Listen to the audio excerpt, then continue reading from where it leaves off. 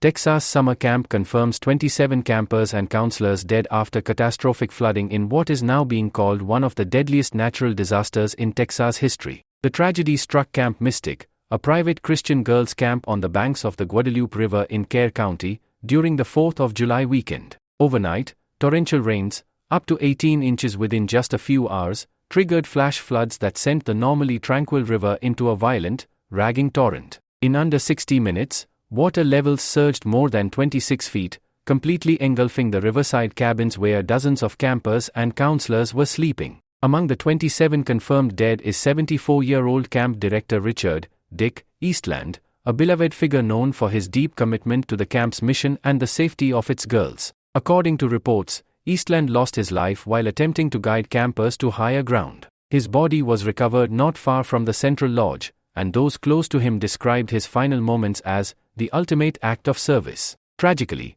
the victims also include two 8-year-old campers from Dallas, Leila Bonner and Eloise Peck, whose bodies were found nearly 2 miles downstream. Twin sisters, Hannah and Rebecca Lawrence, also perished in the flood, leaving behind their 14-year-old sister Harper as the lone survivor from their family. Friends say Harper was found clinging to an uprooted cypress tree, soaked, injured, and in shock. The names of additional victims continue to emerge, including 19-year-old counselor Chloe Childress, a recent high school graduate bound for the University of Texas at Austin, remembered for her infectious energy and love for the outdoors. The total death toll from the flood across central Texas has surpassed 100, with Kerr County alone accounting for 84 of those deaths. Rescue operations continue across the region, involving helicopters, airboats, divers, and Coast Guard swimmers, as more people remain unaccounted for. Officials confirmed over 237 rescues have already taken place, and more than 850 people were successfully evacuated from flooded zones.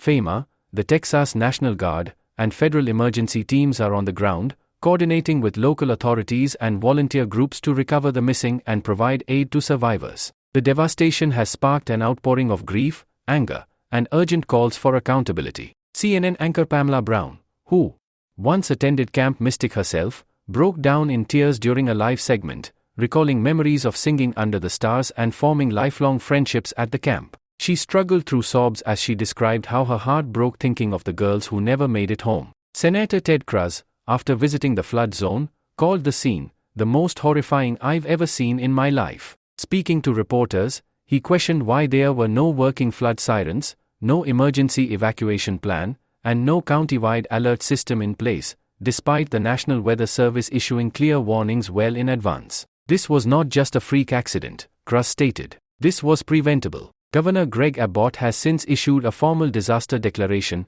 and President Trump has signed off on federal assistance. Abbott called for a statewide day of prayer, adding, "The hearts of Texas are broken, and now is the time to grieve, but also to act. We cannot let another tragedy like this happen again." Meanwhile, petitions for mandatory sirens and emergency alerts in flood-prone counties have already gained tens of thousands of signatures. Parents, community leaders, and activists are demanding a full-scale investigation into the local government's failure to respond adequately to forecasted dangers. Camp Mystic, established in 1926, is one of the most prestigious private camps in Texas, drawing girls from elite families across the South. Built on a sprawling 725-acre property, the camp is split into two sections, the Riverside and the Cypress Lake sides. The Riverside campus, where the worst of the flood occurred, was decimated. Entire cabins were swept away. Canoes were found lodged in treetops. Bunks and sleeping bags washed downstream. Survivors report waking up to windows shattering from the pressure of incoming water and hearing screams through the darkness.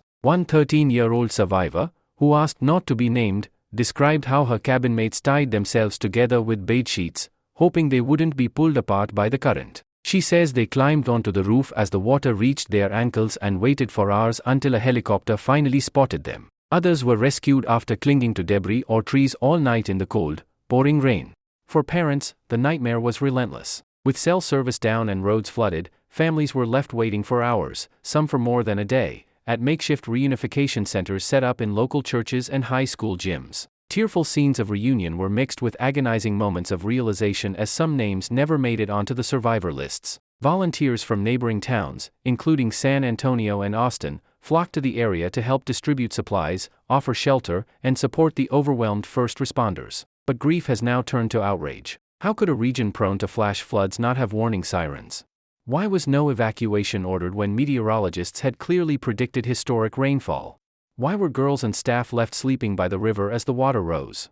These are the questions families are now demanding answers to, and they're not waiting quietly. The National Weather Service had issued a flash flood emergency, the most serious kind of flood warning, hours before the disaster unfolded. Yet, no alert reached the campers. There were no countywide sirens, no emergency texts, no staff were informed to relocate campers until the river was already spilling over its banks. In a heartbreaking twist, camp logs revealed that the girls had sung Amazing Grace just before bedtime, unaware of the horror to come. Now, Camp Mystic's future remains uncertain. While the community grapples with its loss, lawmakers are already drafting new legislation to overhaul flood response systems in rural counties. And as the search for the remaining victims continues, families across Texas are left clinging to hope and demanding justice. This is a story of unimaginable loss, of heroic last moments, and of a community shattered by failure. But it's also a story of resilience, of girls who tied themselves together to survive, of families who rushed to aid strangers, of a state mourning, but not broken. Make sure to like, subscribe, and stay tuned for more celebrity updates just like this.